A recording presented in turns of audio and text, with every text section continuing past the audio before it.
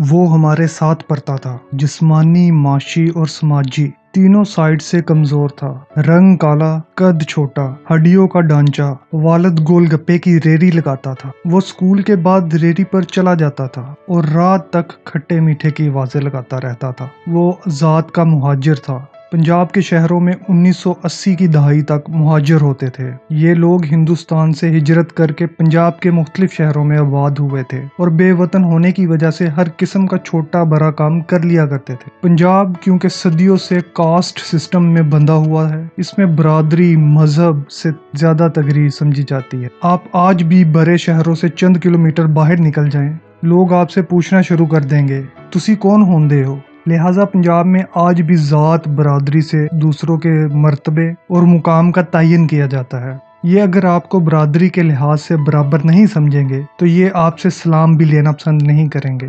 40-50 سال پہلے صورتحال آج سے کہیں بدتر تھی۔ اس دور میں مقامی پنجابیوں نے ہجرت کر کے آنے والے پنجابیوں کو باقاعدہ مہاجر کا نام دے دیا تھا، اور ہم بچوں کو محسوس ہوتا تھا مہاجر شاید کوئی ذات، کوئی فرقہ یا کوئی مذہب ہے۔ ہمیں جوان ہو کر پتہ چلا یہ لوگ ہندوستان سے ہجرت کر کے پاکستان آئے تھے، اور یہ ہم سے زیادہ پاکستانی ہیں۔ کالو بیچارہ بھی مہاجر تھا، وہ ہر لحاظ سے کمزور تھا اور وہ ہم میں خود کو آڈ محسوس کرتا تھا، لہٰذا اس نے اپنی کمزوری کا دلچسپ حل نکالا۔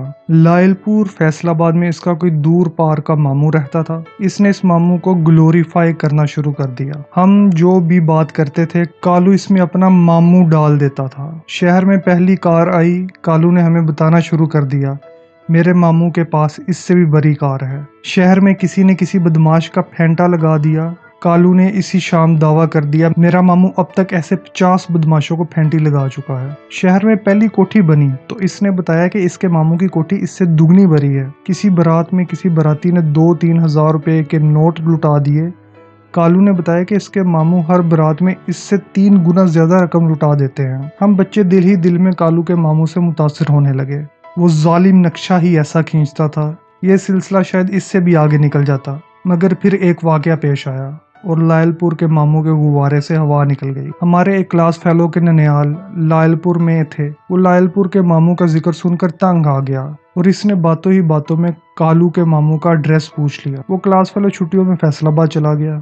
پتہ چلا کہ فیصل آباد میں واقعی اس نام کا شخص موجود ہے اور وہ خوشحال بھی ہے، اور یہ بھی کنفرم ہو گیا کہ وہ شخص بھی تقسیم کے وقت کالو کے شہر سے فیصل آباد آیا تھا، لہٰذا ہمارا کلاس فیلو کالو سے مزید متاثر ہو گیا۔ لیکن کہانی اگلے دن اس وقت پلٹ گئی جب وہ کلاس فیلو اپنے ماموں کے ساتھ کالو کے ماموں کے گھر پہنچ گیا۔ پتہ چلا کالو کے خاندان اور لائل پور کے ماموں کے درمیان صرف ایک رشتہ تھا، اور وہ رشتہ یہ ہے کہ یہ دونوں قلعہ نار سے پاکستان آئے تھے، دونوں رانگر سے ہیں، تاہم یہ دونوں ایک دوسرے کو دور دور سے بھی نہیں جانتے۔ کالو کا باپ اور دادا کالانار میں گول گپے بیچتے تھے، جبکہ فرضی ماموں کا خاندان وہاں ذمہ دار تھا، لیکن کالو نے ہمیں مزید متاثر کرنے کے لیے اسے اپنا ماموں ڈکلیئر کر دیا تھا اور گول گپے کی ریری پر کھڑا ہو کر اپنے ماموں کی ہر اچیومنٹ کو اپنا ہی بنا لیتا تھا۔ کالو کی کہانی یہاں ختم ہو گئی، لیکن مسافر کالو کو آج تک نہیں بلا سکا۔ کیونکہ کالو کسی ایک کالو کا نام نہیں، ہم من حیث القوم کالو ہیں۔ ہم نے 72 سال اپنے فرضی ماموں کے انتظار میں ضائع کر دیے۔ ہماری پوری سفارتی پالیسی لائل پور کے ماموں پر بیس کرتی ہے، تاہم کالو اور ہماری سفارتی پالیسی میں ایک فرق ضرور ہے، کالو کا ایک ہی ماموں تھا، جبکہ ہماری وزارت خارجہ درجنوں ماموں پر مبنی ہے۔ دنیا کے کسی بھی اسلامی ملک میں تیل، گیس یا سونا نکل آتا ہے تو ہم خوشی کے شادیانے بجانا شروع کر دیتے ہیں اور اپنی ساری توقعات کا ٹوکرا اس کے سر پر رکھ دیتے ہیں۔ عرب ملکوں میں تیل نکلا تو یہ ہمارے ماموں ہو گئے۔ ایران میں انقلاب آیا تو ہمیں پاکستان کے ہر شہر میں امام خمینی دکھائی دینے لگے۔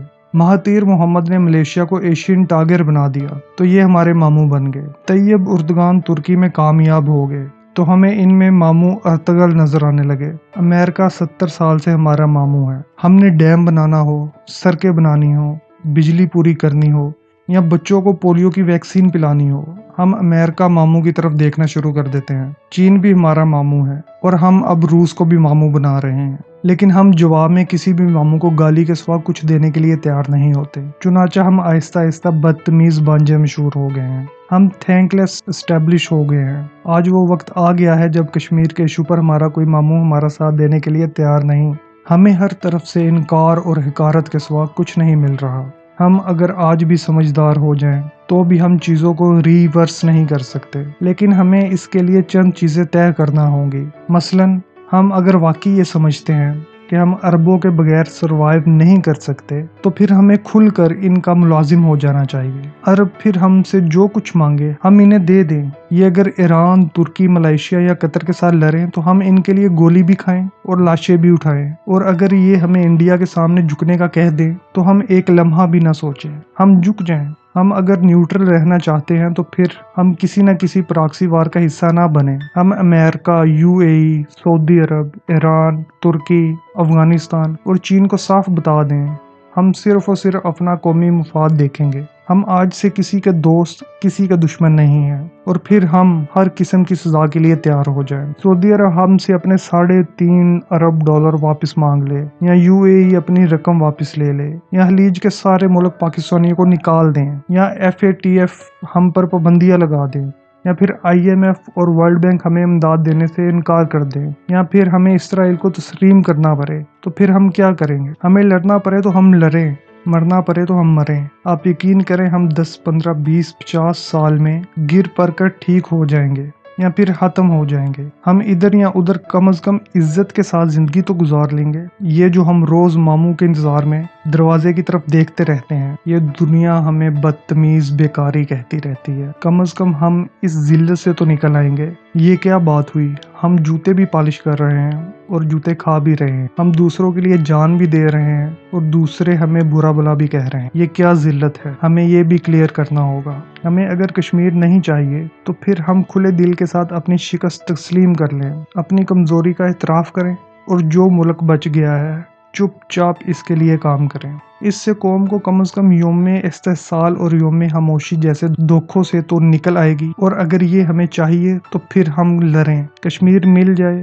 تو شکر، نہ ملے تو کم از کم عزت کی موت تو نصیب ہو جائے، یہ روز کا مرنا جینا تو کم از کم بند ہو۔ اور آخری بات، ہم اگر جمہوریت پر واقعی یقین رکھتے ہیں تو پھر ہمیں کھلے دل سے عوام کو ووٹ کا حق دے دینا چاہیے۔ یہ جسے چاہیں چن لیں اور عوام کے لیے جو کرنا چاہیں وہ کر لیں، اور اگر جمہوریت کو اس ملک کے لیے سوٹیبل نہیں سمجھتے تو پھر ہمیں ایک بار کھل کر اس ملک میں 30 سال کے لیے مارشل لا لگا دیں۔ ہم ملک میں ایک بار چینی، سعودی یا مصری نظام لے آئیں تاکہ ہم کم از کم کسی ایک کنارے پر تو لگیں۔ ہم کم از کم کالو کی طرح لائل پور کے ماموں کا راستہ دیکھنا تو بند کر دیں۔ ہم آخر کب تک کاغذ کی کشتیوں میں طوفانوں کا مقابلہ کرتے رہیں گے؟ ہم کب تک خود کو دھوکہ دیتے رہیں گے؟ ہم آخر کب تک چہرے کی کالک مٹانے کے لیے آئینے رگڑتے رہیں گے؟ یہ اب بند ہو جانا چاہیے۔ ہم آخر مزید کتنی نسلیں برباد کریں گے؟